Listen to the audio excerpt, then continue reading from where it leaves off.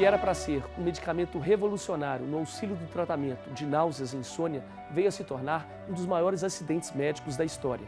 A talidomida, medicamento de origem alemã, mas disseminado pelo planeta, tornou-se sinônimo de tragédia, um verdadeiro karma na vida de milhares de pessoas. No programa de hoje, vamos conhecer vítimas dos efeitos colaterais de uma droga consumida por mulheres grávidas, que fez seus filhos nascerem com má formação. Mas vamos conhecer também pessoas fortes, verdadeiros sobreviventes do preconceito e da exclusão que a vida lhes tentou impor. Agora, no Minas Movimenta.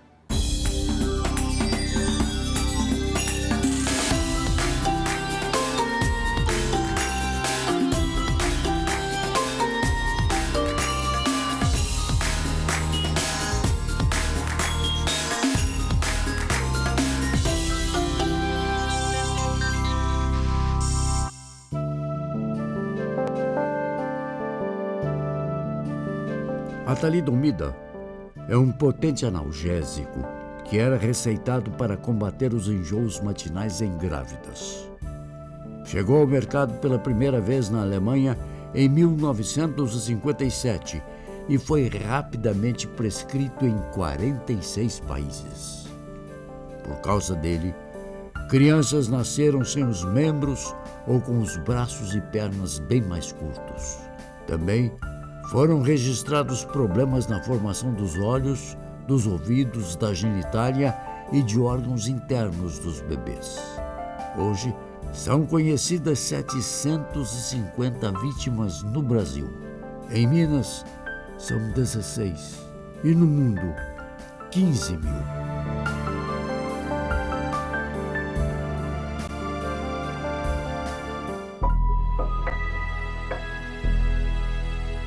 Um remédio tomado por Dona Nilza, a partir da indicação de uma vizinha, fez com que o filho Daniel nascesse sem os membros superiores. Uma deficiência só descoberta no parto, identificada como consequência da talidomida, quando o menino já tinha 3 anos. Foram 8 anos de luta para que Daniel conseguisse a pensão junto ao INSS. Hoje, aos 29 anos e pai de um menino, Daniel conta com a ajuda da mãe, guerreira, para trabalhar com a venda de sorvetes e tocar a vida sem revolta. Mais um grande exemplo de superação. Olha, primeiro eu não sabia que estava grávida, né? Eu senti algumas dores, daí eu tinha uma vizinha, pedi um remédio para dores e ela me deu um remédio. Eu não sabia que ela tinha hanseníase. E quando eu tomei esse remédio, as dores aliviaram, eu voltei à minha vida normal. Com 3 meses, né? Que foi constatado que eu estava grávida do Daniel. Eu já tinha 6 filhos, né? Trabalhando 2 horários para ajudar o esposo, né? na casa. E então, depois que eu tomei o remédio, dei uma melhorada, voltei a trabalhar tranquilo. A partir do 3º mês comecei pressão alta, inchar muito, ir ao médico frequente, só que eles não fizeram ultrassom, não pediram nenhum ultrassom. Tanto que eu não sabia quem era Daniel, como que ele estava dentro de mim. Foi um susto, né? Porque eu nunca tinha visto antes uma vítima de talidomida. Por incrível que pareça, nessa grande cidade eu nunca tinha visto. Daí, quando ele nasceu muito mal, porque passaram 20 dias, né, do dia de nascer. Bem roxinho e sem respiração. E o médico passou, me mostrou rápido, muito rápido, né? Olha aqui o seu filho. Quando eu olhei, eu levei um susto, meu esposo estava na porta também, né? Não deu nem tempo de ver direito, mas ficou bastante assustado, quase passando mal. E a reação da gente foi uma reação um tanto normal, por não conhecer, né, a situação, nem pessoas com essa deficiência. Mas nós ficamos 13 dias internados, os primeiros dias que ele nasceu, e o pai dele foi preparando os irmãozinhos dele em casa, como que era a situação dele. Então, quando ele chegou, já estava sendo super amado. E aí, é um xodó total até hoje. Daniel tinha anemia de 3º grau e, assim, estava sempre internando. Toda doença que aparecia no ar, ele pegava. Inclusive, meningite, ele teve. Então, só depois dos 3 aninhos é que ele ficou com mais saúde, eu comecei a procurar outras áreas de ajuda. Até então, eu preocupava só com a saúde dele. Eu fui na LBA, pedi socorro, né? Estou com um filho assim, não sei o que fazer. a alimentação volta toda pelo nariz, não desenvolve. Daí eles me mandaram para a MR.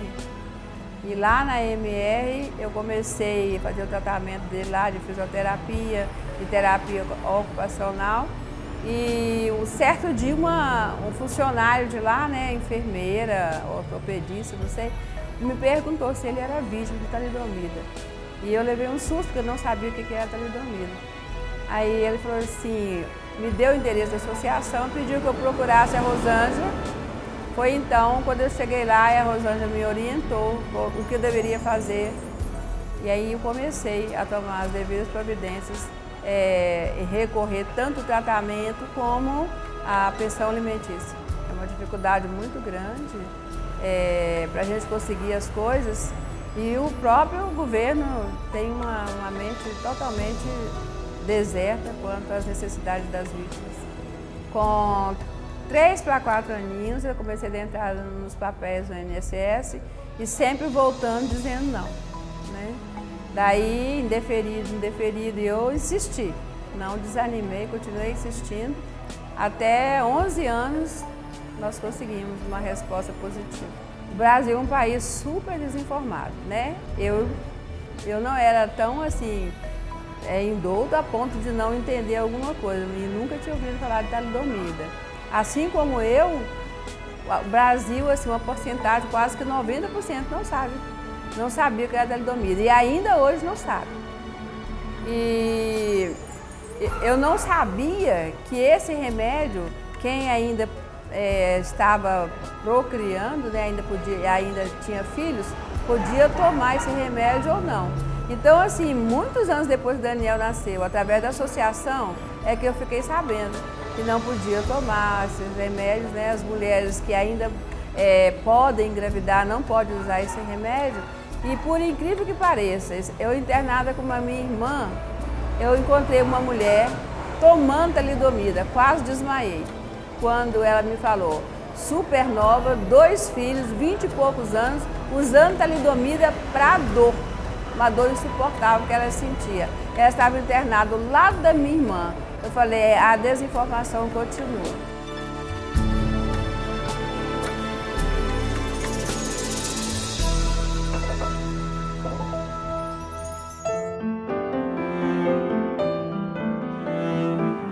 Pais de crianças vitimadas pelo medicamento criaram na década de 70, no Rio Grande do Sul, a Associação Brasileira das Vítimas de Talidomida. Por muitos anos, eles travaram uma luta na justiça por pensões como amparo governamental às famílias. Hoje, as vítimas brasileiras recebem de 1 a 8 salários mínimos, previstos em lei. A quantia varia conforme o grau de deficiência, determinado por laudos médicos. E a associação segue engajada na conscientização sobre os riscos da talidomida, além de cobrar do governo federal e da Organização Mundial de Saúde maior rigidez na distribuição e controle do uso do medicamento. Em 1955, 56, nessa faixa, o laboratório lançou a talidomida simultaneamente em 55 países. Foi um lobby muito forte, eles usaram até frases de Shakespeare. Devolva o sono dos justos, né? O sono que nos acalenta e tal. Eles usavam frases de autores famosos nas embalagens da talidomida. Prometiam o sono tranquilo. O problema foi que ela também era receitada para, nos casos das mulheres grávidas, para náusea. Por quê? Porque nos 3 primeiros meses a mulher fica muito ansiosa na gravidez. A ansiedade provoca o enjoo. Então os médicos receitavam. Na verdade, o laboratório sabia que ela provocava essa deformação em fetos, porque a talidomida nasceu nos campos do nazismo. Aí os laboratórios sabiam que ela provocava deformação, tanto que um dos membros da equipe levou a talidomida para casa e a mulher dele ingeriu alguns comprimidos, não sei se 3 ou 4 comprimidos, e o filho dele nasceu mais tarde sem as orelhas. E ele avisou para a equipe que isso tinha acontecido. Mas eles queriam ganhar dinheiro, né? E houve alguma reação, algum pedido de desculpa, indenização por parte do laboratório que fabricou a talidomida? Na verdade, quem indenizou as vítimas foi o governo alemão. Uma indenização que eu considero irrisória, pois eu acho que pelo estrago que a talidomida provocou em nós, deformações físicas seriamente graves, entendeu?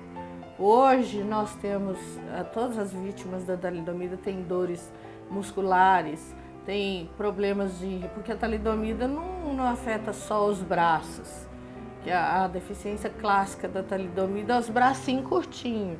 Não, ela afeta braços, pernas, dependendo da época e da quantidade de talidomida ingerida, ela provoca deformação nos rins, fígado, útero, cegueira, surdez, provoca problemas de lábio leporino, N deformações, enfim, é uma droga extremamente perigosa, que não pode andar solta por aí, entendeu? E que as pessoas têm pouco conhecimento sobre o assunto. Assim, eu acho que o governo brasileiro não deveria distribuir talidomida, porque o governo não está preparado, não existe uma educação no Brasil para o controle de ingestão de medicamentos. O que o povo brasileiro tem a mania de automedicação, né? Existe a automedicação, não existe um controle efetivo nos postos de saúde e nem nos hospitais. Qualquer funcionário pode pegar medicamento e levar para casa e ninguém fica sabendo. O que as vítimas de talidomida, o que elas necessitam hoje? Uma vítima da talidomida necessita demais de um tratamento psicológico, trabalhar a sua aceitação do seu corpo, né? Você precisa ir de muitas massagens, você precisa de fisioterapia, você precisa de tratamento médico especializado, porque uma vítima da talidomida ela pode ter problema de coração, principalmente aquelas que têm os bracinhos curtinhos, certo, interfere na formação das veias que chegam até o coração, então pode ter problema de coração, problema de rins, fígado, coluna. Então, enfim, a gente precisa de muito tratamento médico, de cuidados especiais. Por que o título Atravessando Fronteiras? Atravessando as fronteiras do preconceito, as fronteiras das barreiras arquitetônicas, as fronteiras dos países, todas as fronteiras que você imaginar, nós atravessamos. Por exemplo, eu tenho uma deficiência física, eu faço muitas coisas que muitas pessoas que não têm deficiência física falam: puxa, você está de parabéns. Eu me sinto envergonhado porque eu não faço a metade do que você faz. Tem muita gente que não dirige, tem muita gente que não nada e tem muitas vítimas da talidomida sem os braços que nada, certo, que dirige. Você entendeu? Esse tipo de fronteira, todas as dificuldades, a gente atravessa e se dá bem. As pessoas podem pleitear, elas podem pleitear junto ao governo alemão a restituição, a indenização? Antes, eles diziam que tinha sido fechadas as portas em 1982, que prescreveu o tempo de reclamação. Mas aí, diante de tantas denúncias, tantas tititi na imprensa, pelo mundo todo, aí eles reabriram as portas e existe a possibilidade de quem não recebeu, então, e há a possibilidade ainda de mesmo das pessoas por receberem. Muitas décadas as pessoas entrarem com o processo e terem ganho de causa. Vou ler aqui um verso da Rosângela. Até quando, em nome da irresponsabilidade e da negligência de algumas pessoas, nós teremos que ver crianças mutiladas pela talidomida? Até quando nós vamos ter a dor de ver crianças nascendo e sendo abandonadas em hospitais? Essa dúvida ainda persiste nos dias de hoje? Não existe lei que proíbe a manipulação da talidomida em farmácia.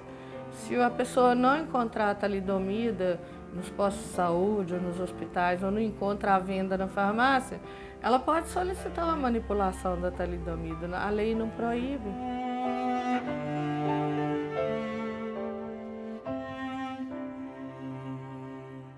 No próximo bloco, vamos à simpática cidade de Caetanópolis para conhecer o Guerreiro Batista, um exemplo de que a vida é mais desdobrável que podemos imaginar. Afinal, as adversidades trazidas por sua deficiência, mesmo assim, não lhe impuseram limites para trabalhar.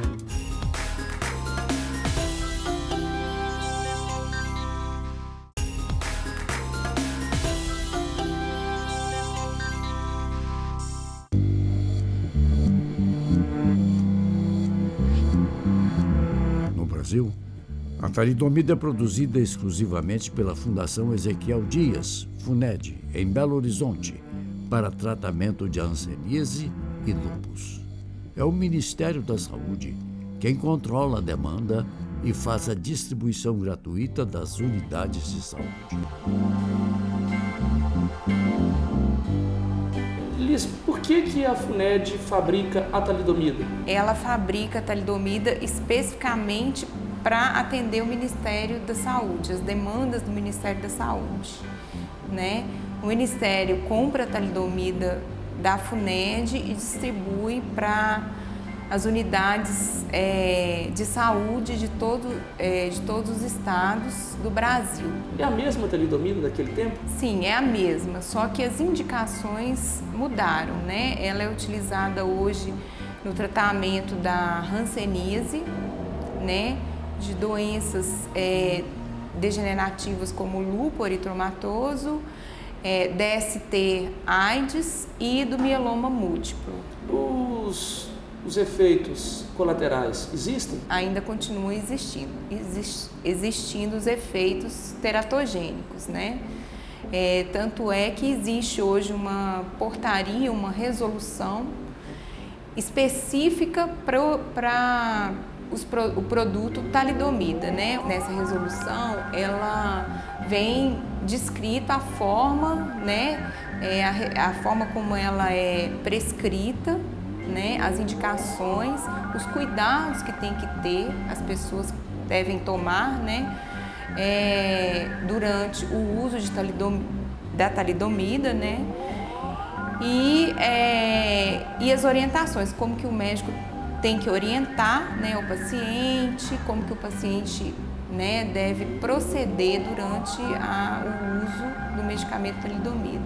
Por que ele ainda é prescrito? Para o tratamento da hanseníase é o único medicamento assim, que é utilizado, né? A talidomida é um medicamento produzido pela FUNED, que é o único laboratório oficial, né, que produz a talidomida, e a FUNED vende apenas para o Ministério da Saúde. Liz, e se as pessoas tiverem alguma dúvida, quiserem saber mais informações, como proceder? A gente tem um sistema de saque, né, assim, mais para receber reclamações. Mas assim, é mais para, né, quer dizer que se quiser tirar... O caminho mais viável é realmente procurar um posto de saúde e as informações junto ao médico. Junto ao médico ou uma pessoa habilitada para estar dando as informações.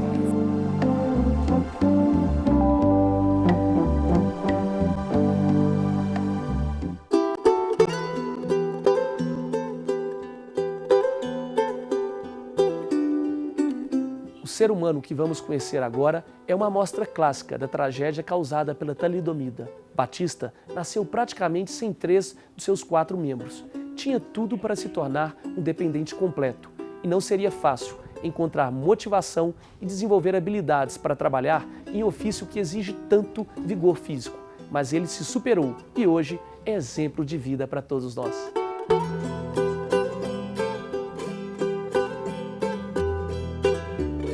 Batista, quanto tempo você cuida da horta? Aqui tem uns 30 anos mais ou menos. E quem te ajuda? Sempre tem um menino, de vez em quando, me ajuda, mas é só eu mesmo. Quer dizer que você toca a maioria das coisas aqui sozinho. E de onde veio essa independência sua? Não, toda a vida, desde novo, eu já dependi assim mesmo. Toda vez eu gostei de mexer com horta. E como é que foi sua infância? Conta pra gente, Batista. Foi boa. Foi boa, alegre, divertido. Você nasceu na roça? É, na roça. E viveu lá até que ano? Lá parece que foi uns 5 anos. Eu vim para que eu estava com 7. 7 anos. Mas naquele tempo, Caetanópolis era uma cidade bem pequenininha. Era pequenininha, tinha mais, não tinha luz, tinha mais, era mato, né? Tinha pouquinha casa quando eu vim para aqui. Mas você era uma criança diferente das demais. É, E você se adaptou com eles? Com seus amigos? Era normal? era normal. E quando eles iam correr, como é que você fazia? Corria também, jogava bola com eles. Em que posição que você jogava? Aí eu não tinha lugar certo, não. Aí no gol. Tá. E quando é que você sentiu realmente assim a diferença? Teve alguma época que isso te afetou mais? Nunca senti essa diferença, não. Não? Pra mim tudo foi normal. É? Agora as pessoas achavam, né? Quem não me conhecia, achava aquilo mais diferente. Até hoje muita gente não me conhece, acha difícil, né? Não acredito nas coisas que eu faço. Eu nunca senti diferença. Quando você olha para trás, olha para sua vida, você faz o que você gosta? Faço. Você é feliz aqui? Eu sou feliz. Faço o que eu gosto. E você vende para onde as verduras? Na rua, particular, ali na rua, nas casas. Você pega a carroça e sai vendendo. É. E de onde que veio esse sentimento seu de fazer as coisas sem depender das outras pessoas? Desde quando eu entendi, assim, eu nasci, meu pai morreu, toda a vida eu não gostei de depender dos outros, não. Você sempre se virou sozinho? Sozinho. E eu não tenho meu pai ainda brigava comigo ainda, que eu não podia fazer as coisas. Nunca liguei, não. Eu tinha Mas você que fazer. temava e fazia? Fazia. Quanto o gosto dela. Toda a vida, minha vocação era com a horta. E quando eu nasci, que eu tinha de ir por gente, nós morávamos na roça, né? Aí eu gostava de plantar um urtinho pequeno, umas tretas, nunca gostei de depender dos outros, não. Batista, teve alguma época que você ficou revoltado com sua condição física? Eu. Quando foi? Não lembro quando não, mas eu já tive. Você era jovem? Era jovem. Aí eu tinha vontade de ter as coisas, não tinha condição. Igual mexer com a horta, que era arrastar a mangueira no meio da horta, que era dificuldade. A água da copada cara demais. Aí hoje não, hoje eu fico mais feliz, tranquilo, né? Porque hoje eu tenho a horta do meu jeito que eu tinha vontade de ter. Tem um postezinho que eu agradeço demais, Fotolido. Então hoje eu sou feliz, tranquilo. Mas que você agora tem um novo desafio na sua vida, qual que é? Conta pra gente. Novo desafio é o carro, né? É? A próxima fase agora é um carro? É, um carro para poder eu mesmo dirigir, né? Um carro adaptado. É. Comecei a estudar e estou pelejando. Inclusive eu estou usando óculos, já fiz a perícia lá, eu tinha que usar óculos, só não passei em exame de vista. Eu já estou usando o óculos. Eu vou continuar estudando. Mas quando chegar na hora do exame da rua, vai passar também ou você é muito barbeiro? Que for, não, vou passar. Mas eu tenho que ter o carro próprio meu, né? Porque na escola não tem, né? Então a próxima meta da sua vida é o carrinho. É o carro. Pra que o carro?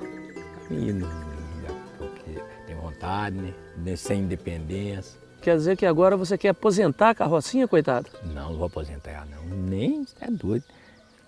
Vai ficar com o carro e com a carroça? É, a carroça não pode dispensar ela, não, né? Quando sair na rua, passear, a carroça é mais prática, né? Vender alguma verdura, dispensar nem. Eu tenho vontade de eu mesmo dirigir. E eu vou, se Deus quiser, até no fim do ano. Eu vou ver o Cruzeiro ganhar do Galo lá ainda, eu mesmo dirigindo. Ah, é mesmo, né? Batista, você nasceu com essas características físicas porque sua mãe usou o medicamento, a talidomida, que provocou esses danos em você e em milhões de pessoas pelo mundo todo. E a empresa que fabricava o remédio era alemã. Muitas pessoas requerem da Alemanha uma aposentadoria ou mesmo uma indenização. Você já fez esse requerimento para o governo da Alemanha? Já. E está esperando a resposta deles? Estou esperando a resposta. É importante para você que essa resposta venha rápido. É. Olha, então nós vamos estar acompanhando o caso do Batista, junto ao Ministério das Relações Exteriores, junto à Embaixada da Alemanha, para que a justiça seja feita e ele receba os benefícios que lhe são devidos.